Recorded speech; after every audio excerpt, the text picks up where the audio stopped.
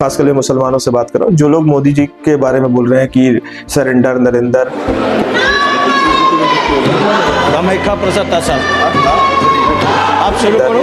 क्या कर रहा है हमारा गल्फ कंट्रीज का मुसलमान ममालिक, बैठा हुआ है गोदी में जाकर, ये ट्रम्प की चूं से चा नहीं कर रहा है। फिर भी मुझे अभी तक ये बात गले से नीचे नहीं उतरती है। सिर्फ एक एक्सप्लेनेशन है इसका कि कोई ना कोई ब्लैकमेलिंग चीज है यूएस की इजराइल के पास जो वो बात है कर रहा है। मियाँ खलीफा भी पैसे दे देती हैं जब गाजा में बच्चे भूखे मरते हैं, रोनाल्डो भी दे देता है जब गाजा में बच्चे भूखे मरते हैं। तुम्हारा मोहम्मद बिन सलमान, हमारा मोहम्मद बिन सलमान भी वही कर रहा है।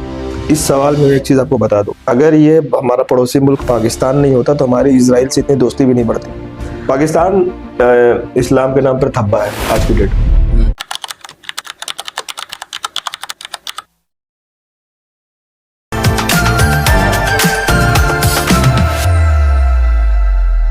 आज जो हमारे साथ मेहमान मौजूद हैं वो हमारे ही गांव से हैं और अभी जो ईरान इजराइल वार और गैस क्राइसिस, पेट्रोल के दाम में बढ़ोतरी, इन सभी मुद्दों पर हम इनको इसलिए आमंत्रित किया है अपने मंच पर क्योंकि इन सभी मुद्दों से ये भली भांति प्रभावित भी हैं और उसके बारे में अच्छी जानकारी रखते हैं, क्योंकि ये फिलहाल जो इनका काम है या फिर इनकी जॉब है वो ऑयल एंड गैस सेक्टर से ही बिलोंग कर रहे हैं, तो ये उसी फील्ड से हैं।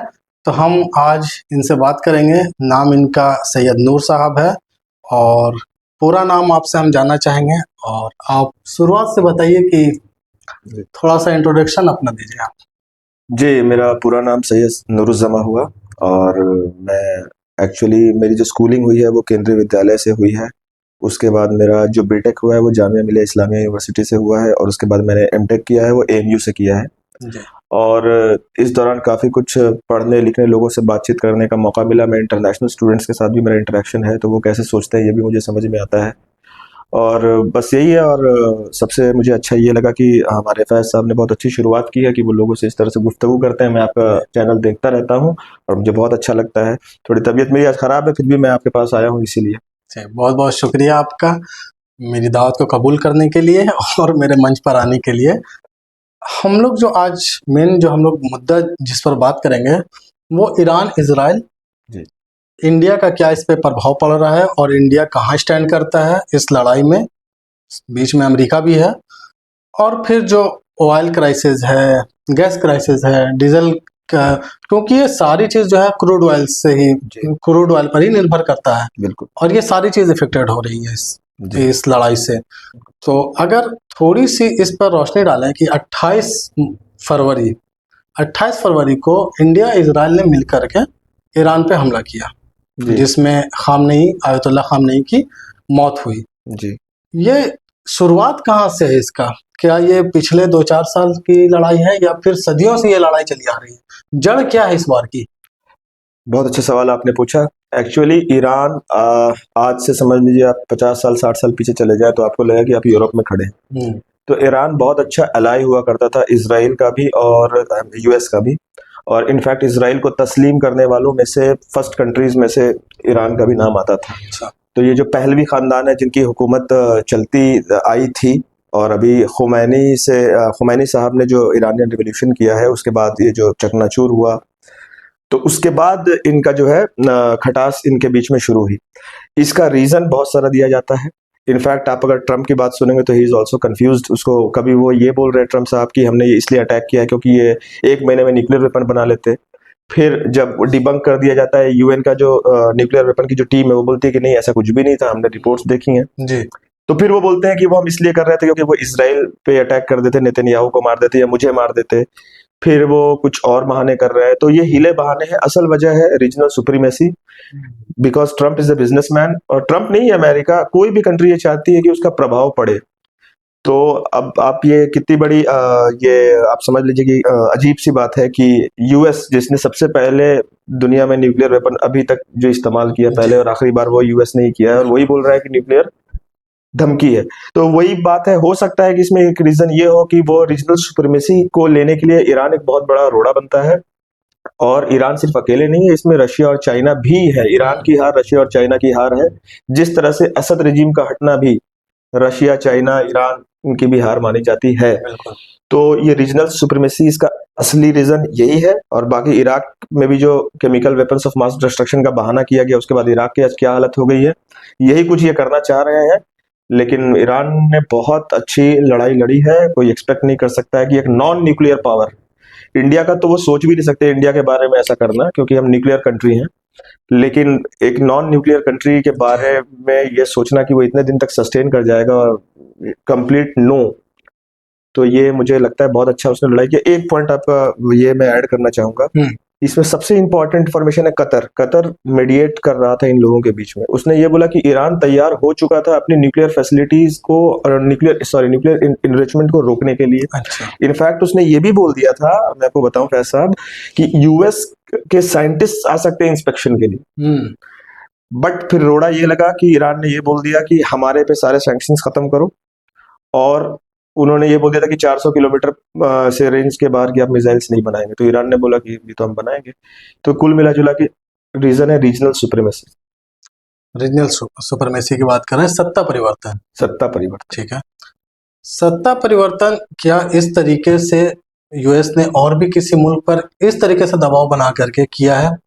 इससे पहले सद्दाम हुसैन के खिलाफ भी सेम मेरे हिसाब से यही साजिश थी। जी बिल्कुल बिल्कुल। तो क्या आपकी नजर में कहाँ से गुजर रहा है ये बिल्कुल आपने सही पॉइंट पकड़ा है। अफगानिस्तान के अलावा ये हर जगह अभी तक कामयाब होते हैं। क्योंकि अफगानिस्तान ने खदेड़ा तो वो जग जाहिर है।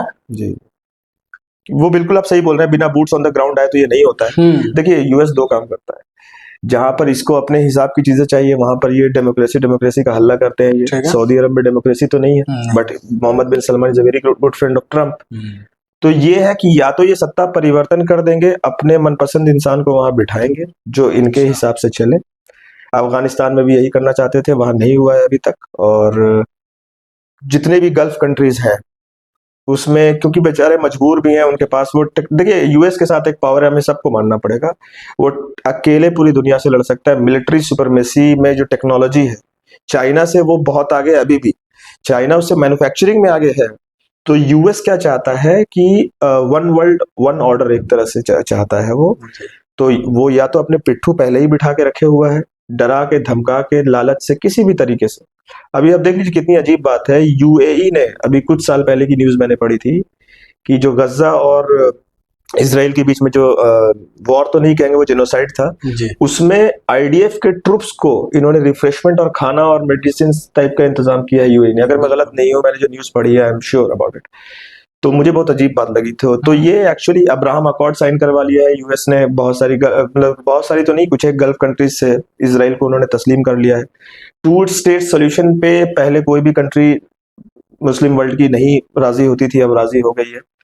तो मिला जुला के आप बिल्कुल सही कह रहे हैं कि सत्ता परिवर्तन या जो सत्ता में बैठा है वो मेरे हिसाब से काम करे। ये यूएस चाहता है पूरी दुनिया में पपेट, अपना पपेट बैठाना यूएस चाहता है कि जहां भी हम चाहे जिस भी हथकंडा अपना करके वहां के लीडर को मार करके या फिर वहां की जनता को बरगला करके सत्ता परिवर्तन के हिसाब से मतलब हम रूल करें।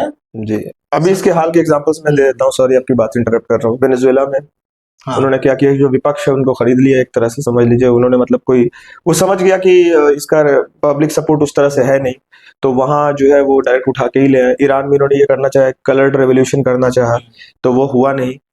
जो है ईरान ने जो है जासूसों को भी असैसिनेट किया और बहुत बुरे तरह से क्रश किया उसने रेवोल्यूशन, जो भी ईरान के खिलाफ हो रहा था। तो ईरान चूंकि एक बहुत हजारों साल पुरानी सभ्यता रही है, और उस टाइम में अमेरिका का नामो निशान भी नहीं था, और ईरान में एक प्राइड है, एक वैनिटी है कि हम तो झुकेंगे नहीं। और वो इमाम हुसैन वाली भी बात जो है कि वो भी है, बट ये है कि ईरान में ये शुरू से रहा है कि वो बल्ज नहीं करते हैं जल्दी, उनका कल्चर में ही नहीं है ऐसा। तो यही बात मैं कहना चाह रहा हूँ कि ये रिसेंट एग्जांपल्स हैं।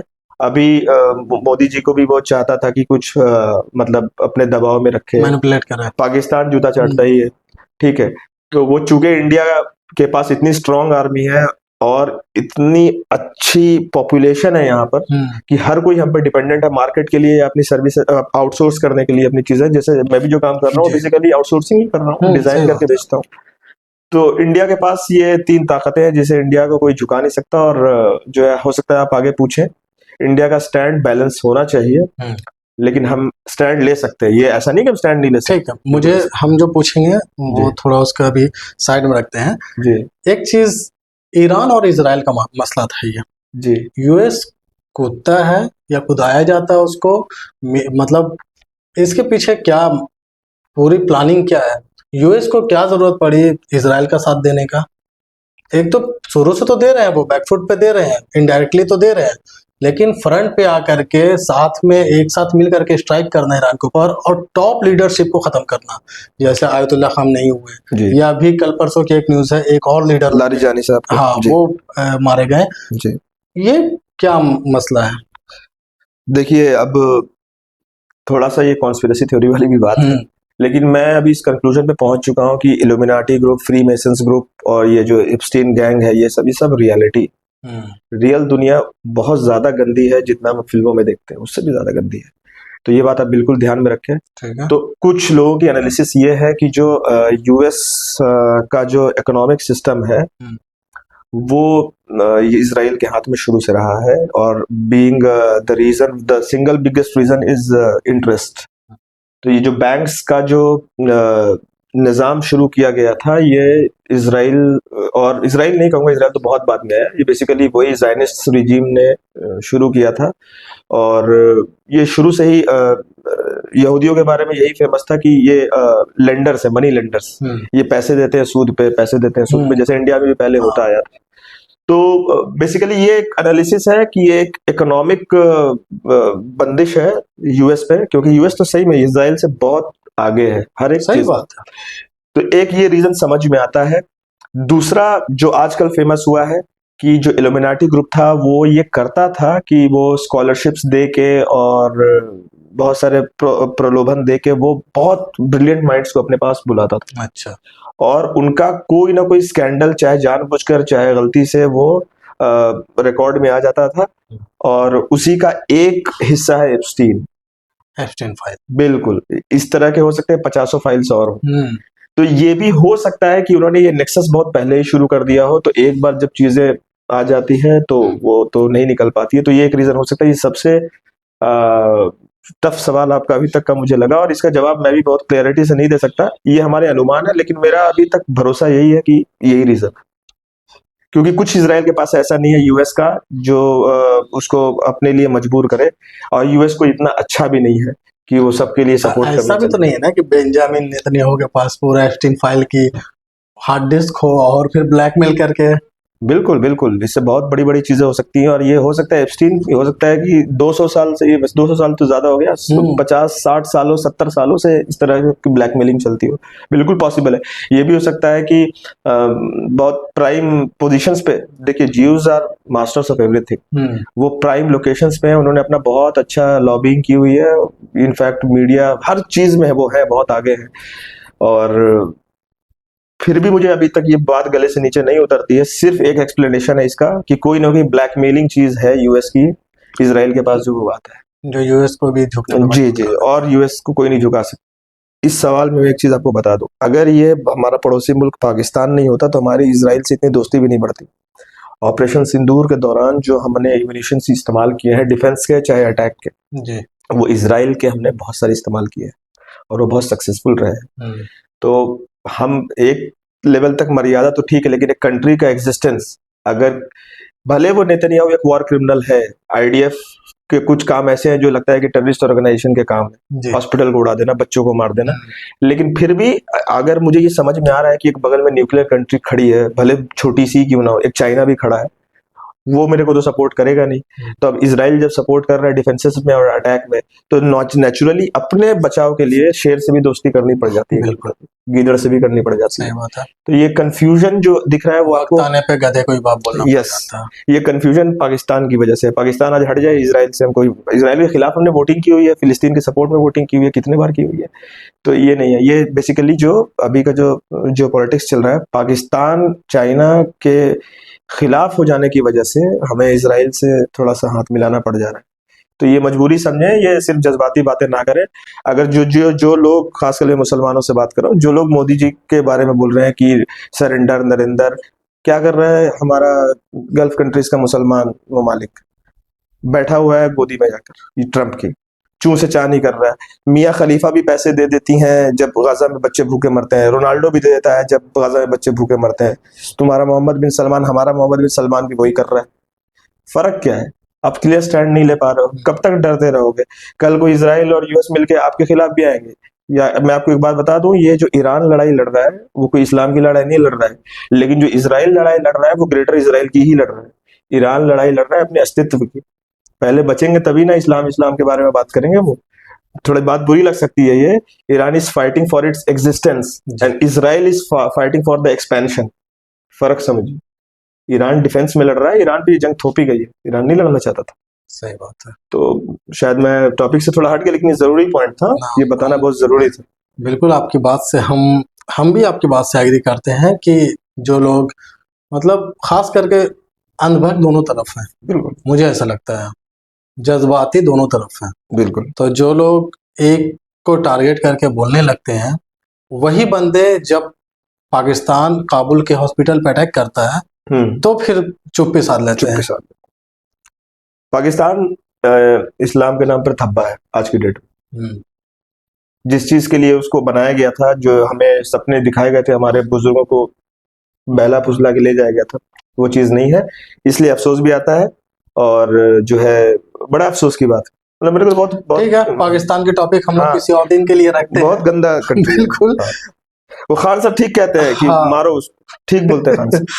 ठीक है, क्या लगता है कितने दिन में ये सारी चीजें नॉर्मल हो सकती है, खास करके इंडिया के आवाम के लिए, इंडिया की जनता के लिए, जी जो गैस और ऑयल से जो लोग जूझ रहे हैं, खास करके गैस, क्योंकि रसोई में बहुत सारे रेस्टोरेंट बंद हो चुके हैं। जी बहुत सारे जहाँ भंडारा चलता था मंदिरों में, गुरुद्वारा में, मस्जिदों में, बहुत सारे ऐसी जगह पे, हॉस्पिटल में जो लोग फ्री सेवा दे रहे थे खाने पीने का, वो सारी चीजें बंद हो चुकी है। यहाँ तक कि पार्लियामेंट में कैंटीन बंद है। जी बिल्कुल बिल्कुल सही। जो पार्लियामेंट की कैंटीन, जहाँ एक चाय तक नहीं मुहैया हो पा रही है, तो हंसने की वैसे बात नहीं है, ये बहुत गंभीर मतलब बात। गंभीर मुद्दा है, गंभीर बात है। तो बहुत सारी रसोइयों में जो दिक्कत आ रही है, हिंदुस्तान की औरतों को बहुत सारी परेशानियां झेलना पड़ रही है, खास करके इस रमजान ऐसे पाक महीने में भी जी इस तरह मुस्लिम औरतों को, और नवरात्र भी चलने वाले हैं उसके में भी, मतलब कुल मिलाकर के हिंदुस्तान की जनता, हिंदुस्तान की औरतें परेशान हुई हैं। इसका कोई सोल्यूशन नहीं है इसका, क्योंकि ये जब वॉर इस तरह से होगा, ये वॉर रोकना ही सोल्यूशन है। इंडिया मीडिएट करने की बात बार बार कह रहा है, और हमें उम्मीद है कि ये वॉर रुकना चाहिए। ये वॉर नहीं रुकेगा तो ये प्रॉब्लम्स बढ़ेंगी। इंडिया के पास वो टूल ही नहीं है जिससे इस प्रॉब्लम को सॉल्व किया जा सके। उसका टूल ये है कि आप ईरान से अच्छी बात रखें, तेल मंगवाते रहें और गैस मंगवाते रहें, एक यही तरीका है। लेकिन उसके बावजूद भी जो है इंडिया के पास इस चीज को बिल्कुल रबर से मिटाने का कोई इलाज नहीं है। ठीक है ना, अगर कोई ऐसी चीज होती है किसी से लड़ के हम ठीक कर ले तो कर लेते हैं हम, लेकिन ये ऐसी चीज है कि जो जब तक आपके ग्राउंड के नीचे ऑयल नहीं आएगा ये प्रॉब्लम खत्म नहीं हो सकती। नेचुरल गैस का भंडार और ऑयल का भंडार इंडिया के नीचे नहीं है, उतना रिजर्व्स नहीं है।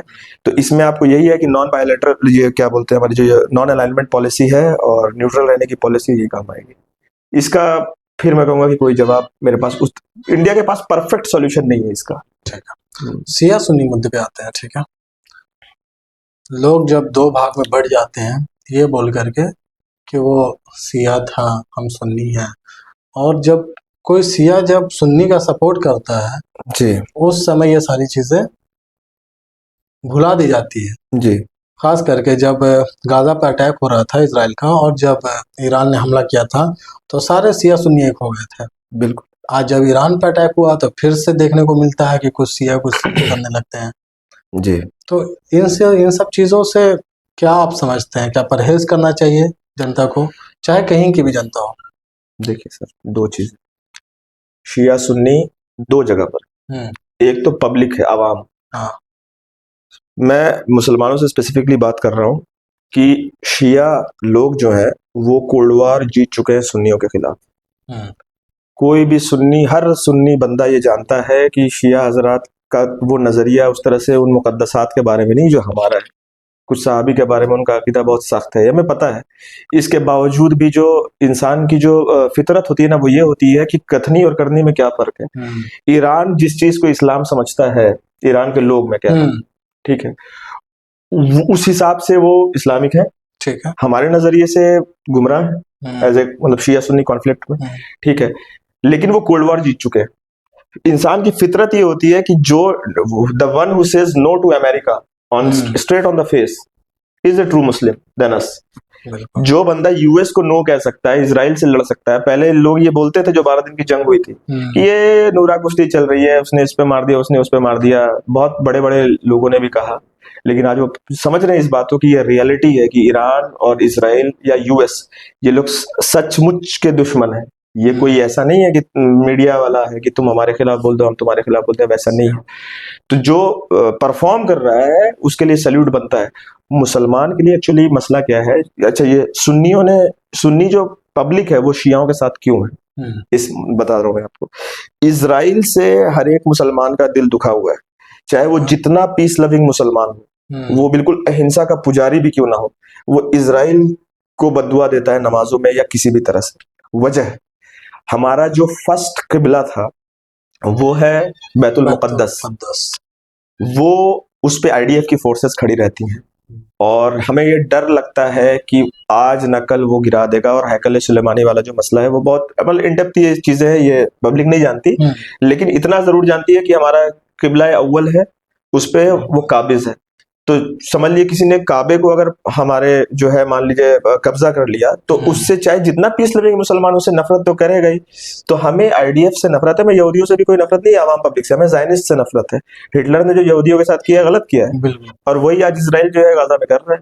तो वो एक हमारे बिहार में कहावत है, यार का गुस्सा भतार पे, वो वही कर रहा है कि करे कोई भरे कोई, ठीक है। तो यही है प्रॉब्लम। तो नेतन्याहू पूरी दुनिया में हम हर एक कंट्री के साथ है, उस किसी भी कंट्री के साथ गलत नहीं होना चाहिए एक्सेप्ट इजराइल। ये मुसलमान सोचता है, क्योंकि उसने किसी कंट्री ने काबे को कब्जा नहीं किया, उसने किया हुआ है फर्स्ट किबला को कब्जा। तो कैसे उससे हमारे इमोशंस जो है वो मतलब हम नहीं कर सकते उसको बैलेंस। तो ये बात है। तो इसलिए चूंकि खमनाई साहब के लोगों ने और आईआरजीसी ने एक्ट किया है तो उसके खिलाफ सॉफ्ट कॉर्नर, उसके साथ में सॉफ्ट कॉर्नर है। दूसरी बात मैं आपको बता रहा हूँ, जिसकी रोटी दीन के साथ जुड़ी हुई है वो इसको शिया सुन्नी कॉन्फ्लिक्ट नहीं दिखता है, वो इसको सऊदी अरब वर्सेस ईरान का कॉन्फ्लिक्ट दिखता है। वो इस तरह की भी बातें करेंगे कि आप ईरान का सपोर्ट मत करो, ये काबे में काबिज हो जाएंगे, फिर ये पहले खलीफा और दूसरे खलीफा की कब्रों को उखाड़ देंगे। इस तरह की बातें उनके लोगों ने की हुई हैं किताबों में, बहुत पुरानी। लेकिन आज के लोग ऐसे नहीं है। आज की जो उनके उलेमा भी हैं वो भी जो है पब्लिकली इस तरह की बात नहीं करते हैं। दे आर मतलब वो अक्लमंद है, ऐसा नहीं है, बच्चे नहीं रहे। वो पहले की बात थी, किताब में कुछ लिख दी और बहुत कम लोग पढ़ते थे। हाँ। तो मैं आपसे ये कह रहा हूँ कि दो तरह की कौम है, एक है आवाम और एक है आलिम। ये जो मुल्ला लोग हैं इनकी रोटी दीन के साथ जुड़ी हुई है। तो ये अपनी मस्जिद कमेटी से उतना डरते हैं जितना अल्लाह से डरना चाहिए था। सही बात। एक्सेप्शंस आर ऑलवेज देयर, हम सबकी बात नहीं कर रहे। आवाम ईरान के साथ है, अकीदा सबका अलग अलग है, मेरा और आपका अकीदा नहीं मिलता बहुत सारे मामलों में। तो ये मतलब ये मुस्लिम सेंट्रिक हमने बात की है, हो सकता है बाकी लोगों को समझ में ना आए, ठीक है। बस ये है कि अब जो सुन्नी वर्ल्ड है पब्लिक, वो मुस्तकबिल आप समझ ली तशय्यो का है, अहले तशय्यो का मुस्तकबिल है। कोल्ड वॉर जीत चुके हैं वो। अब इस तरह से कोई बहका नहीं सकता आवाम को कि ये तुम्हारे इनको गाली देते हैं, ये देते हैं, इस तरह से नहीं बहकती है पब्लिक, ये बात ठीक। एक बात इसमें हम ऐड करेंगे जी कि अगर ये सुन्नी शिया का मसला नहीं है जी, ठीक है, तो ये जितने भी मुस्लिम कंट्रीज हैं ये सारे लोग फिर क्यों अपने अपने मतलब स्टैंड को क्लियर नहीं कर रहे हैं? पहली बात तो औकात नहीं, पहले रीजन तो ये यूएस के खिलाफ लड़ने की औकात नहीं, औकात नहीं। ईरान की भी नहीं है। ईरान इमाम हुसैन के रास्ते पे चल रहा है अभी, ठीक है। और वो उसको पता है कि अगर ये वॉर 10 साल चल गई तो नुकसान मेरा ही, लेकिन वो दोनों हाथ, स्वर्ड्स इन बोथ हैंड्स, उसके दोनों हाथ में तलवार, उसके पास ढाल नहीं है। वो लड़ रहा है कि मारो और मरो, वो वाली चीज है। तो जैसा वो कोई सीपीआई के नेता हैं, उन्होंने बोला था मीडिया चैनल पे, वेल फॉट ईरान, तो मैं भी कहना चाहूंगा कि यस, ये जज्बा, आप न्यूक्लियर कंट्री नहीं और आप यूएस से लड़ने चल रहे हो, ये सोचना ही अपने आप में जो है या तो बेवकूफी है या तो बहादुरी है। सही बात है, और ये बहुत बड़ी बात है। किसी ने कहा है कि बेवकूफी और बहादुरी में बहुत बारीक अंतर होता है, लेकिन ये बहादुरी है, ये बेवकूफी नहीं है। क्योंकि ये वार चाहे ईरान हार भी जाए फिर भी इनके नाकों चने चबा देगा। उसकी इतनी हिजबुल्लाह है, हौथीज है, न जाने हर जगह उसकी प्रॉक्सीज हैं, ईरान ये जो हमारा ये चाइना है और रशिया है, ये सब भी कुछ ना कुछ करेंगे। ईरान समझ लीजिए चाइना और रशिया का मतलब मजबूत हाथ है। वो चला गया तो इस रशिया भी खत्म और ये भी खत्म, चाइना भी खत्म। इस वार को आप आगे कहाँ देख रहे हैं? क्या लग रहा है, क्या ये वर्ल्ड वार 3 की तरफ जा रहा है या फिर कुछ दिन चल करके सब हो जाएगा, शांति हो जाएगी? एक चीज मैं और ऐड करना चाहूंगा। हाँ बताइए। पहली बात तो औकात रही उनकी लड़ने की गल्फ कंट्रीज की, दूसरी बात चाहत भी नहीं। चाहत भी नहीं है। ये आप सोचिए कि अगर मोदी जी का, मान लीजिए मैं कट्टर भक्त हूं, मैं मोदी जी को ही वोट देता आऊंगा, अपनी औलाद को भी बताऊंगा, अगर मोदी जी ने इंडिया का नाम मोदी इंडिया कर दिया तो मैं बर्दाश्त नहीं करूंगा, चाहे मैं मोदी का कितना बड़ा भक्त क्यों ना हो। क्या तुम अपने नाम पे इंडिया का नाम रख रहे हो, हमारे भारतवर्ष का नाम रख रहे हो? सऊदी अरब में हुआ क्या? वो अरब था, एक फैमिली का टाइटल है सऊद, सऊद को सऊदी अरब लगाया उसने, तो वो शरीर तरीन बादशाहत है। और बादशाह जो होता है उसको इस बात से नहीं, वो मजहबी चीजों में आजादी दिया हुआ है, मस्जिदें खूबसूरत बना दी, रमजान में खजूरें बांट दी, कहीं किसी मुसलमान को दिक्कत हो गई तो पैसे भेज दिए। तो मैंने वही थोड़ी देर पहले कहा था, तो मियां खलीफा भी भेजती है।